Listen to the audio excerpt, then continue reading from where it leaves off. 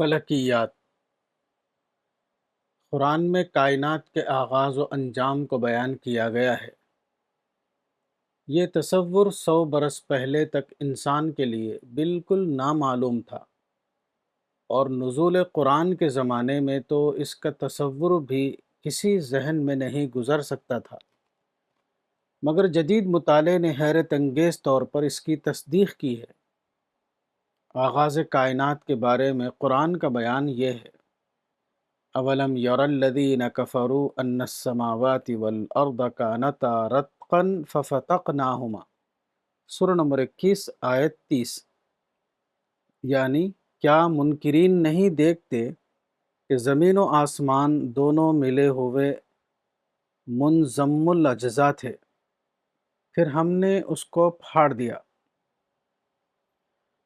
اس کا انجام یہ بتایا گیا ہے: یوم نطوی السماء کطی السجل للکتب، سورہ نمبر 21 آیت 104۔ یعنی اس دن لپیٹ دیں گے ہم آسمان کو جیسے لپیٹتے ہیں تومار یعنی اسکرول میں کاغذ۔ ان الفاظ کے مطابق کائنات ابتدا میں ایک سمٹی ہوئی حالت میں تھی، اور اس کے بعد پھیلنا شروع ہوئی۔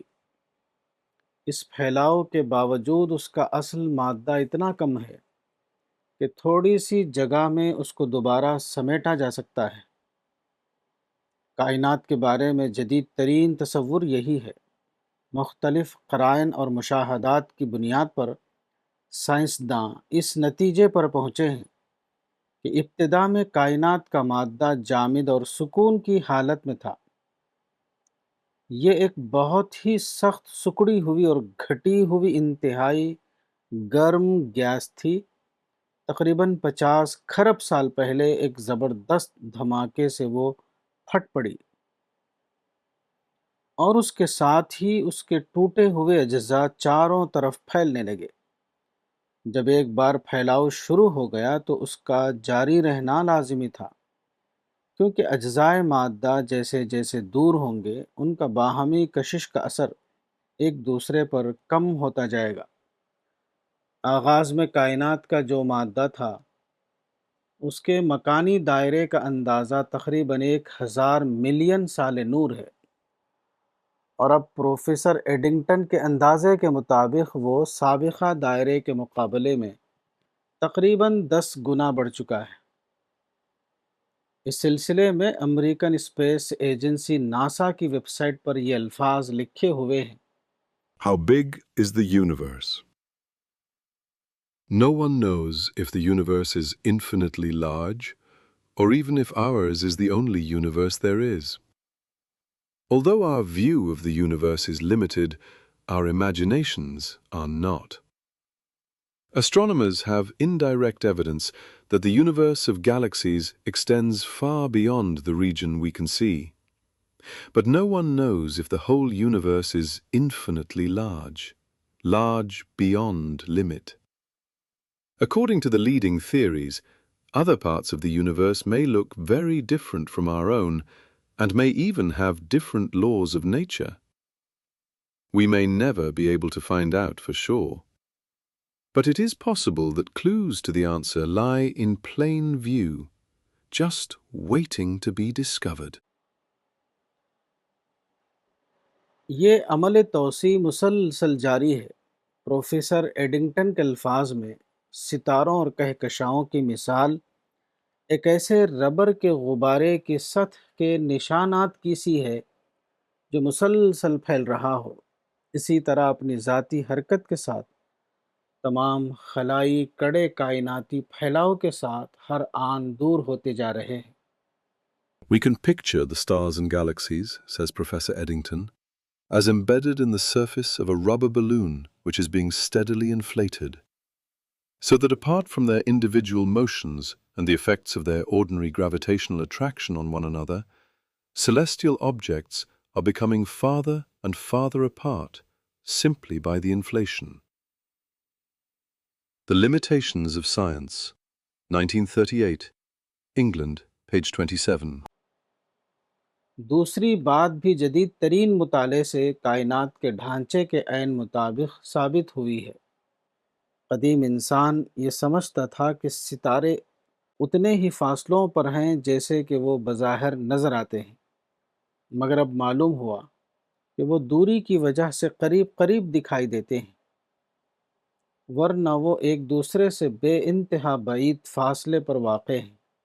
اور یہی نہیں، بلکہ وہ اجسام جو بظاہر سالم نظر آتے ہیں، ان کا بھی ایک بڑا حصہ در حقیقت خلا ہے۔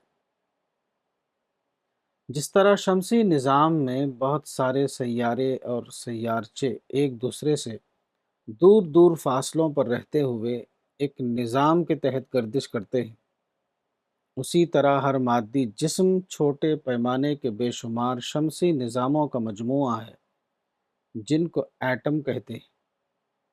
نظام شمسی کا خلا ہم اپنی آنکھوں سے دیکھ لیتے ہیں، مگر ایٹمی نظام کا خلا انتہائی چھوٹا ہونے کی وجہ سے نظر نہیں آتا۔ گویا ہر چیز، خواہ وہ بظاہر ٹھوس نظر آ رہی ہو، اندر سے کھوکھلی ہے۔ مثلاً 6 فٹ لمبے چوڑے انسان کا جسم جن ایٹموں کا مجموعہ ہے، ان کے الیکٹران اور پروٹون کو اگر اس طرح ملا دیا جائے کہ ان کے درمیان خلا یا مکان یعنی اسپیس باقی نہ رہے، تو اس کی حقیقت صرف ایک ایسے دھبے یعنی اسپاٹ کی ہوگی جس کو صرف خوردبین یعنی مائکروسکوپ سے دیکھا جا سکے۔ اسی طرح فلکی طبیعیات کے ماہرین یعنی ایسٹرو فزسسٹس نے کائنات میں پھیلے ہوئے پورے مادے کا حساب لگایا ہے۔ ان کا کہنا ہے، If all this were squeezed without leaving any space, the size of the universe will be only 30 times the size of the sun. یعنی اگر سارے کائنات کو اس طرح سمیٹ دیا جائے کہ اس میں خلا باقی نہ رہے، تو سب کا حجم موجودہ سورج سے صرف 30 گنا زیادہ ہوگا۔ جبکہ کائنات کی وسعت کا یہ حال ہے کہ شمسی نظام سے بعید ترین کہکشاں جو اب تک دیکھی جا سکی ہے، وہ سورج سے کئی ملین سال نور کے فاصلے پر واقع ہے۔ دور جدید کے ماہرین فلکیات یعنی آسٹرونامرز اپنے مشاہدات یعنی آبزرویشنز اور ریاضیاتی اندازے یعنی میتھمیٹیکل اسٹیمیٹ کی بنا پر اس نتیجے پر پہنچے ہیں کہ اجرام سماوی یعنی آسٹرونومیکل آبجیکٹ جس قانون کے تحت گردش کر رہے ہیں، اس کے مطابق مستقبل میں ایک وقت آنے والا ہے جب چاند زمین کے بہت قریب آ جائے گا اور دو طرفہ کشش کی تاب نہ لا کر پھٹ جائے گا اور اس کے ٹکڑے زمین کے گرد فضا میں پھیل جائیں گے۔ Man does not stand alone, page 34۔ شق قمر کا یہ واقعہ اسی قانون کشش کے تحت ہوگا جس کا مظاہرہ جوار بھاٹے کی شکل میں سمندروں میں ہوتا رہتا ہے۔ چاند بالائی فضا میں ہمارا قریب ترین ہمسایہ ہے، یعنی زمین سے اس کا فاصلہ صرف 2,40,000 میل ہے۔ اس قربت کی وجہ سے اس کی کشش کا اثر سمندروں پر پڑتا ہے اور دن میں 2 بار پانی اوپر اٹھ کر غیر معمولی تموج پیدا کرتا ہے۔ یہ موجیں بعض مقامات پر 60 فٹ کے قریب اوپر تک اٹھ جاتی ہیں، اور خشکی کی سطح بھی اس خمری کشش سے چند انچ تک متاثر ہوتی ہے۔ چاند اور زمین کا موجودہ فاصلہ بہت مناسب مقدار پر ہے اور اس کے بہت سے فوائد ہیں۔ اس کے بجائے اگر یہ فاصلہ گھٹ جائے، مثلاً 50,000 میل پر آ جائے، تو سمندروں میں اس شدت سے طوفان برپا ہو کہ خشکی کا بیشتر حصہ اس میں غرق ہو جائے اور طوفانی موجوں کے مسلسل ٹکراؤ سے پہاڑ کٹ کر ریزے ریزے ہو جائے اور زمین اس کی کشش سے پھٹنے لگے۔ ماہر فلکیات کا اندازہ ہے کہ زمین کی ابتدائی پیدائش کے وقت چاند اسی طرح زمین کے قریب تھا، اور اس وقت زمین کی سطح پر یہ سب کچھ ہو چکا ہے، اس کے بعد فلکیاتی قانون نے اسے موجودہ دوری پر پہنچا دیا۔ ان کا خیال ہے کہ 1 بلین سال تک یہ صورت باقی رہے گی، اور اس کے بعد یہی فلکی قانون دوبارہ چاند کو زمین کے قریب لائے گا، اور اس وقت زمین اور چاند کی باہمی کشش کا نتیجہ یہ ہوگا کہ چاند پھٹ جائے گا اور ٹکڑے ہو کر زمین کے گرد ایک حلقے کی شکل میں پھیل جائے گا۔ یہ نظریہ حیرت انگیز طور پر اس پیشن گوئی کی تصدیق ہے جو قرآن میں آیا ہے، یعنی قیامت جب قریب آئے گی تو چاند پھٹ جائے گا، اور اس کا پھٹنا قرب قیامت کی علامتوں میں سے ایک علامت ہوگا۔ شق قمر کا مسئلہ قدیم مفسرین و متکلمین سے لے کر اب تک شدید بحث کا موضوع رہا ہے۔ کچھ لوگوں کا خیال ہے کہ یہ قیامت کے قریب ہوگا۔ قال بعض المفسرین المراد سینشق، تفسیر کبیر جلد 29 صفحہ 288۔ اس دوسرے گروہ میں امام حسن بصری بھی شامل ہیں، جن کا قول ابو حیان اندلسی نے ان الفاظ میں نقل کیا ہے: اذ جاءت الساعة انشق القمر بعد النفخة الثانیہ، البحر المحیط جلد 10 صفحہ 33۔